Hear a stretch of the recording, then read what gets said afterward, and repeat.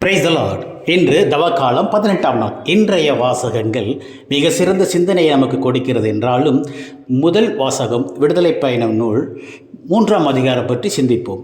மோசே ஆட்டு மந்தையை ஓட்டிக்கொண்டு கடவுளின் மலையாம், அதாவது ஓரேபு மலையை வந்தடைந்தார். அப்போது ஒரு முட்புதர் தீப்பற்றி எரிகிறது.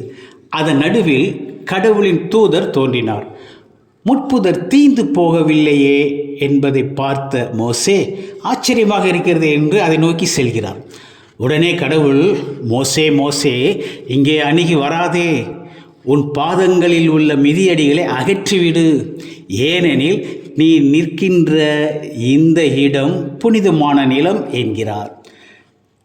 மோசேவும் மிதியடிகளை கழற்றி விடுகிறார். ஆண்டவர் அதன் பிறகு அவரோடு பேசுகிறார். இந்த நிகழ்வை கருத்தில் கொண்டுதான் ஆலய வாசலில் மிதியடிகளை கழற்றி விடுகிறோம். அது சரிதான். ஆனால் பீடத்தில் நிற்கும் குருக்கள் மிதியடி போட்டிருக்கிறார்களே.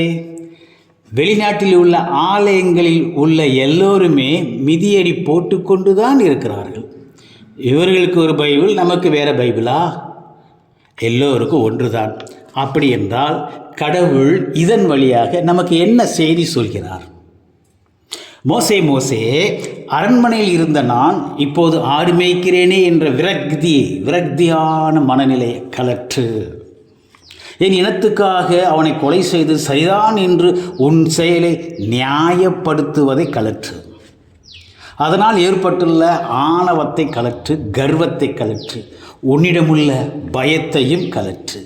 மொத்தத்தில் இந்த உலகில் இது இருந்தால்தான் என்னால் வாழ முடியும், இது இல்லை என்றால் என்னால் வாழ முடியாது என்று எதை நினைக்கிறாயோ அதை கலற்று என்கிறார்.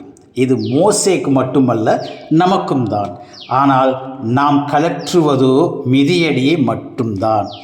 மற்ற நம்மிடம் உள்ள பகைமை, சண்டை சச்சரவு, பொறாமை, பெருமை, இச்சை, ஊனியல்பின் பாவங்கள், பணம், இன்னும் என்னென்ன, இதுதான் என்னை காப்பாற்றும், இது இல்லாட்டி என்னால் இருக்க முடியாது என்று எதையெல்லாம் நினைக்கிறீர்களோ அதையெல்லாம் நாம் சுமந்து கொண்டுதான் புனிதமான நிலம் என்கிற கோயிலுக்குள் நுழைகிறோம்.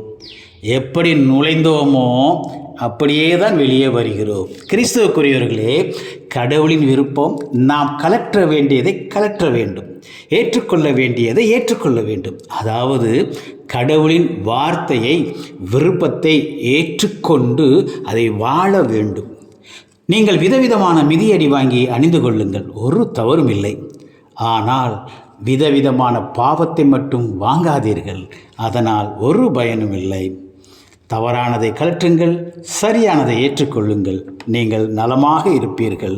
Praise the Lord.